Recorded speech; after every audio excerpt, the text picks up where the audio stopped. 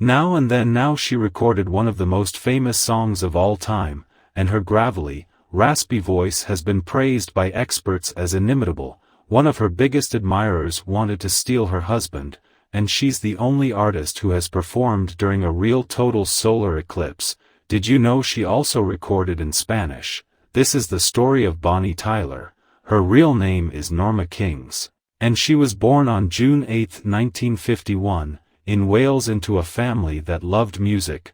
Her father, Clint Hopkins, worked in coal mines, and her mother Elsa was part of the church choir and instilled a great passion for opera and music in general in her children.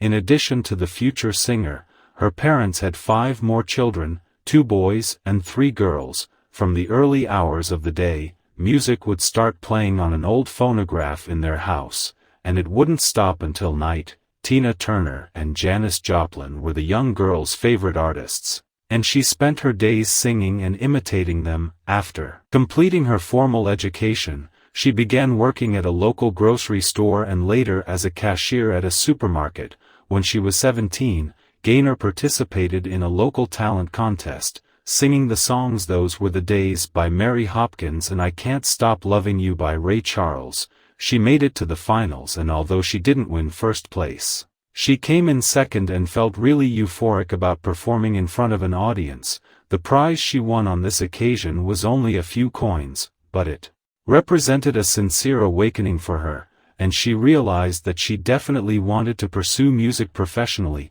Shortly thereafter, in late 1969, she joined the group Bob and Wayne and a Dixie as a backing vocalist, and after 2 years with them, she decided to change her stage name to Erin Davis, which she formed by combining the names of her niece and favorite aunt. As Erin Davis, she formed her own band called Imagination, and they began playing in bars and clubs throughout South Wales, achieving moderate success locally.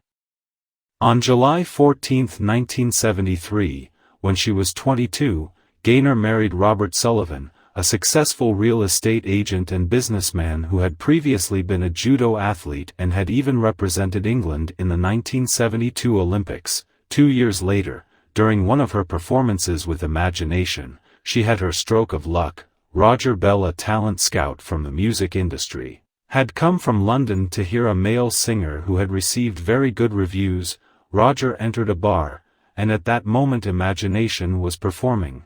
The representative was impressed by the beautiful voice of the girl, and without hesitation, he invited her to go to London to record some demos. A couple of months later, she received a call from RCA Records, informing her of their desire to sign a contract with her, but also recommending that she changed her stage name to a more striking one. The girl, who had been raised in a family with a deep faith within the Protestant Church, made a list of names from the Bible in English and finally decided on Bonnie Tyler. In late 1975, she recorded her first single titled My Honeycomb, which went almost unnoticed despite being a song of quite good quality. A few months later, in September 1976, she released her second song, The French Team, which would be the first major success of their career. Quickly sold over 250,000 copies and remained on the UK charts for 10 weeks.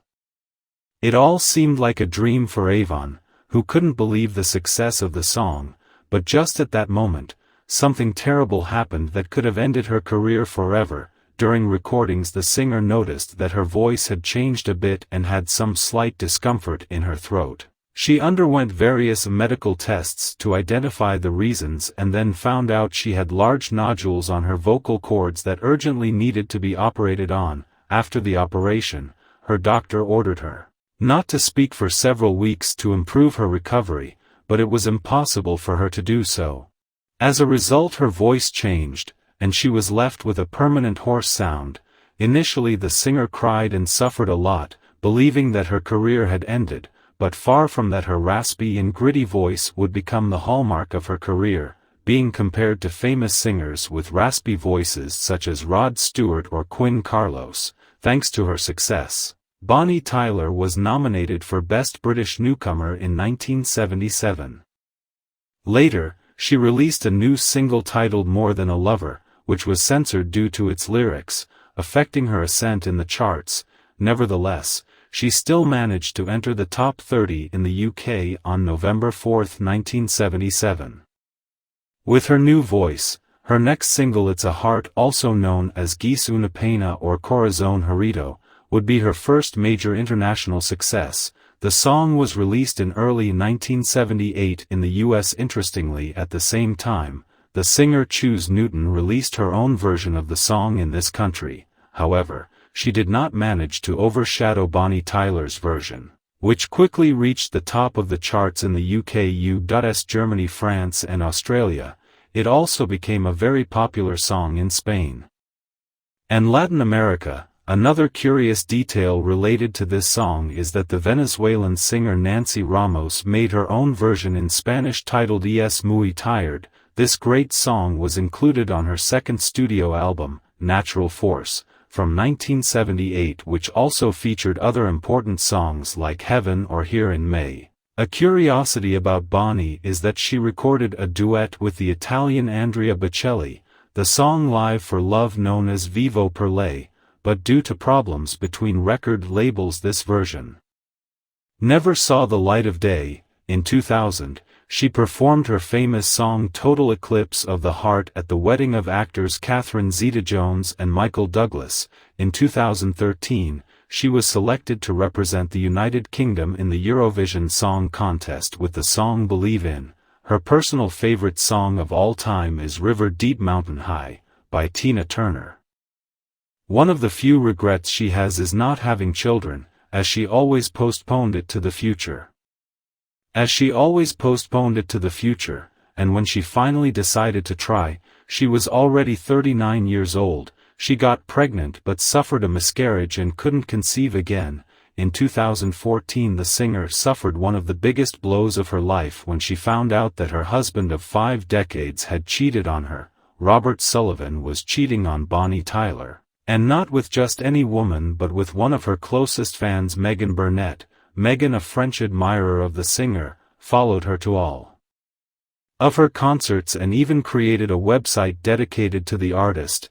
Megan got to know Bonnie in 2012 and from there, her relationship began between her and the singer's husband. A couple of years later, news broke of an affair between Megan and Bonnie's husband, and the young woman even went on to reveal all the details of the romance in several interviews, claiming that she truly loved Robert, decided to forgive her husband, who denied the accusations, stating that the woman was crazy. On August 21, 2017, the singer performed her famous song Total Eclipse of the Heart during a real total solar eclipse while on board a Royal Caribbean cruise.